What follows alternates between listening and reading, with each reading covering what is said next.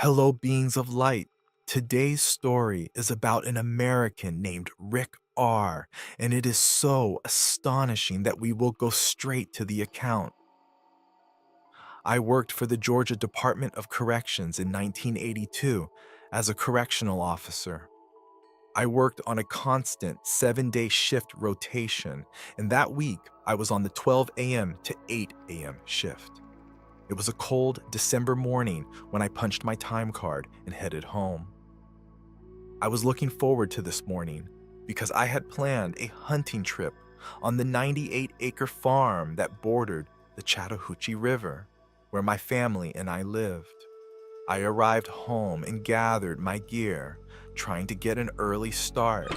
My wife had already left for work, like most people with regular working hours.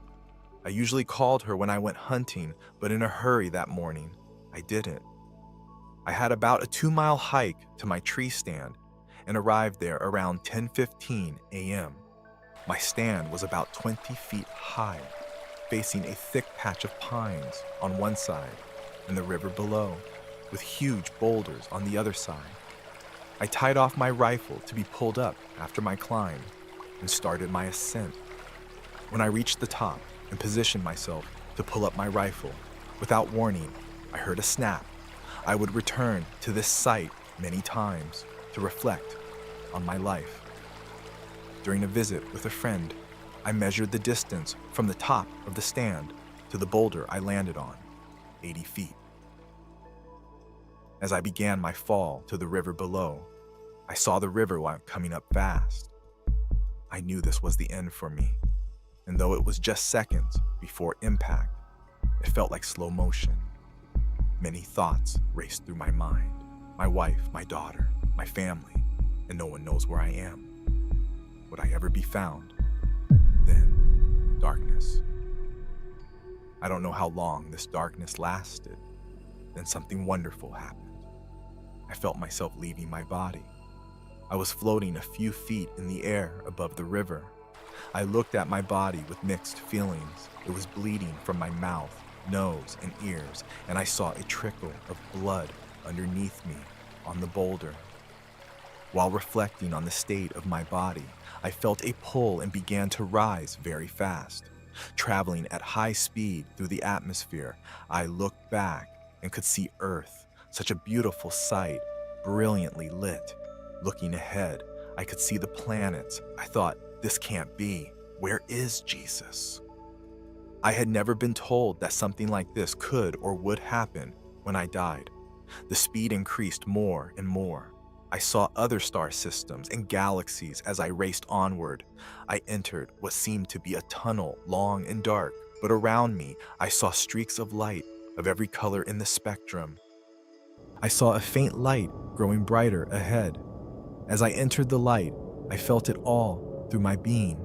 I was not afraid anymore. Suddenly, I was standing before a massive set of steps leading to a bridge or walkway. In the distance, I saw a magnificent and astounding sight. A city made of what seemed to be glass or crystal, with lights of many colors radiating from it.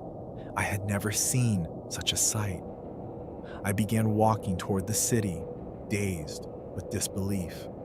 So many questions raced through my mind. I needed to know where I was and what was happening to me. I reached the front of the city and saw a double door that looked to be about 30 feet in height and width, shining as if polished. As I stood there wondering, the doors began to open. I stepped back and looked inside. I saw what appeared to be people walking about, much like in a mall here on Earth. These people, however, were dressed very differently. They all seemed to be wearing some sort of robes with hoods. I entered through the doors, amazed at what I was seeing. The inside was massive and seemed to be square in shape, with a balcony all around that led down to different levels. I walked up and looked down over the balcony. It seemed to go on forever. As I looked up, I saw many passing by me, yet no one seemed to notice me. Then one approaching me suddenly stopped. He slowly raised his head, and I could see his face. He appeared human in every respect except one, his eyes. They had no pupils but seemed to change colors in shades of blue. His hair was snow white. I wanted to speak, but before I could, he turned and pointed to a long hallway. Though we never spoke, I knew I was to go down this hallway. As if nothing had happened, he continued. I knew I had to continue as well. Something was beckoning me forward. I walked a long walk to the end of this hallway. I did not turn to the right or the left. I knew somehow that my questions were about to be answered. Again, I saw before me a massive double door. It seemed to be of some type of metal, perhaps gold, but I couldn't tell for sure. Suddenly, the doors opened. I heard a voice, not as we speak, but from inside me saying, "Enter." I did as I was told, and the doors shut suddenly behind me. For the first time, I was afraid. Total darkness, total silence. Then, after an indeterminate time, a bright light began to illuminate the room, becoming brighter and brighter. Someone was above me and in front of me. I tried to look, but was almost blinded by the light. I held my hands in front of me and could make out the appearance of a figure sitting on some type of seat. Then, without warning, it happened. "What have you done with your life?" The voice penetrated my very being. I had no answer. Then, to my right, I saw what seemed like a movie, and I was in it. I saw my mother giving me birth, my childhood, and friends. I saw everything from my youth up to now. I saw everything I had ever done before my eyes.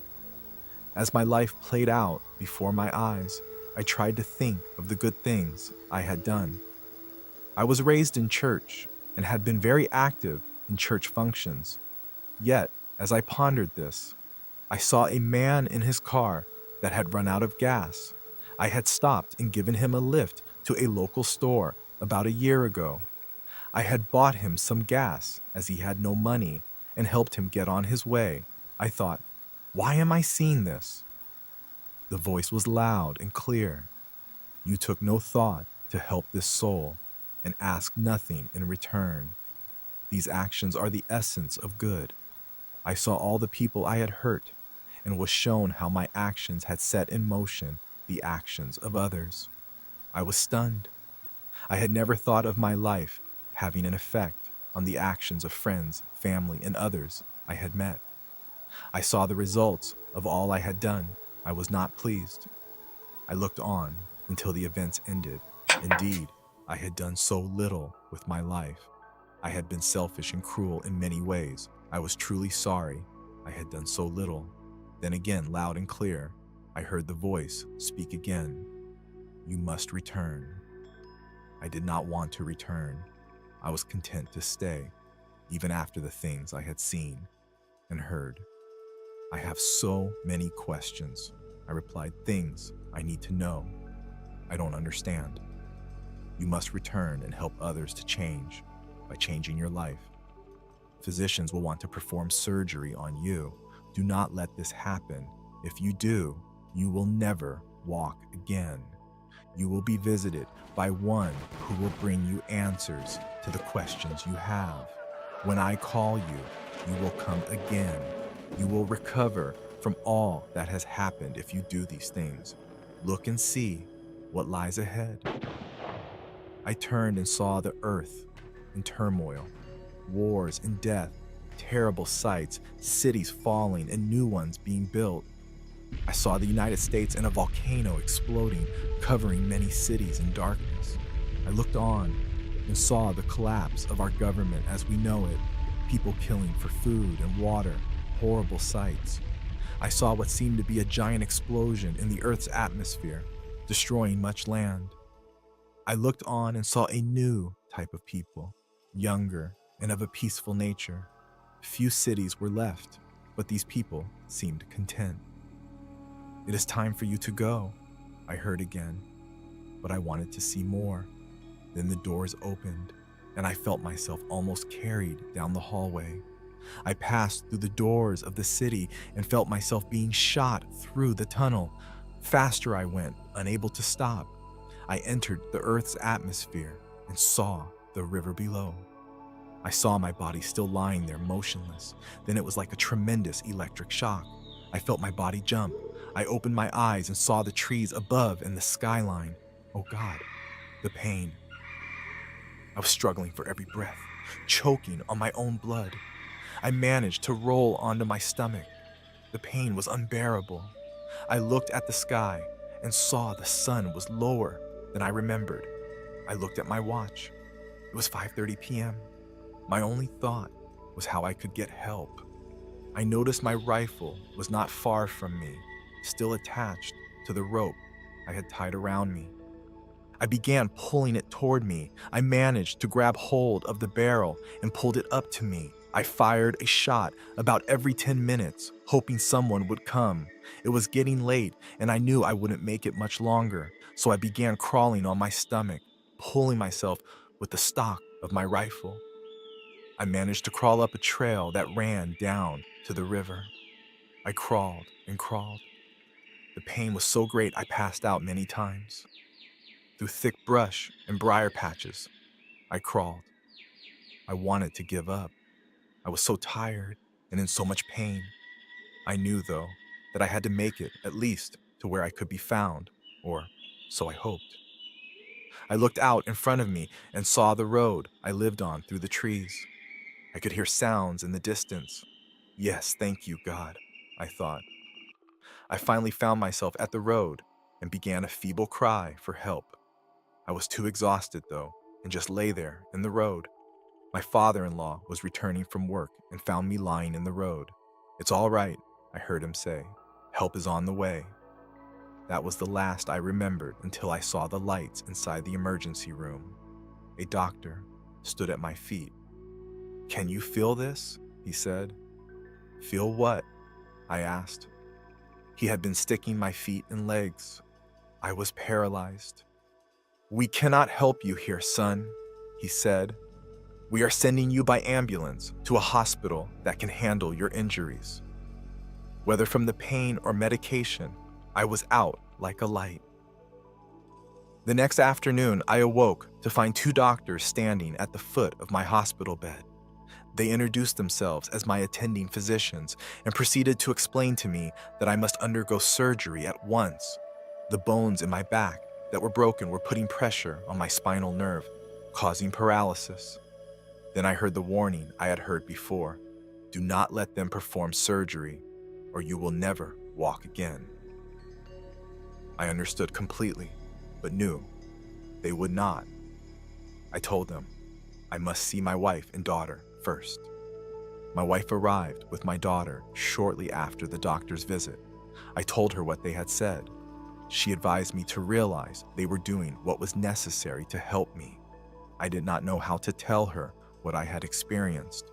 I tried to tell her it was my belief that I should not be operated on. Although she disagreed, she honored my wishes. When the doctors returned and I told them of my decision, they were very upset. I listened to lecture after lecture. "Okay," one of them said.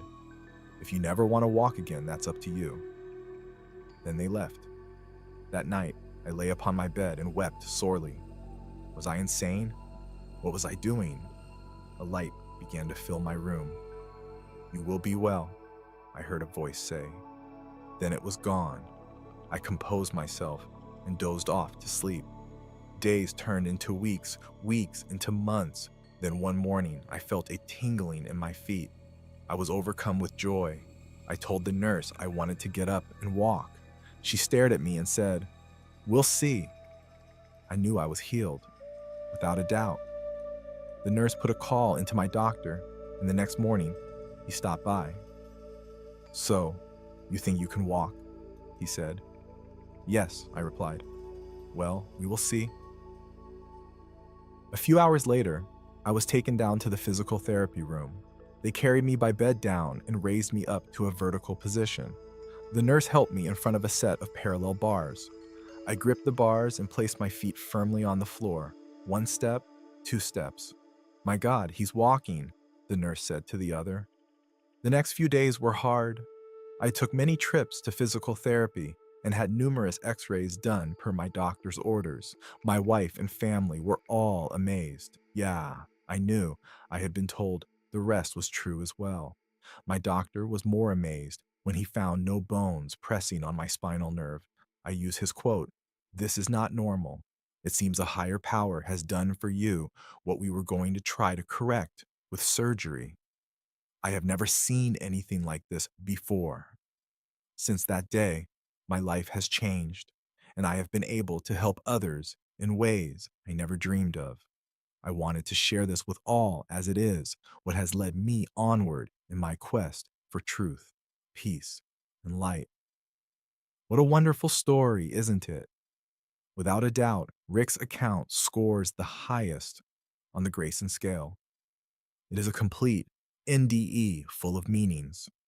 Please subscribe to the channel and like this video to help us continue bringing stories like Rick's to you. That's it for today. Thank you for watching, and see you next time.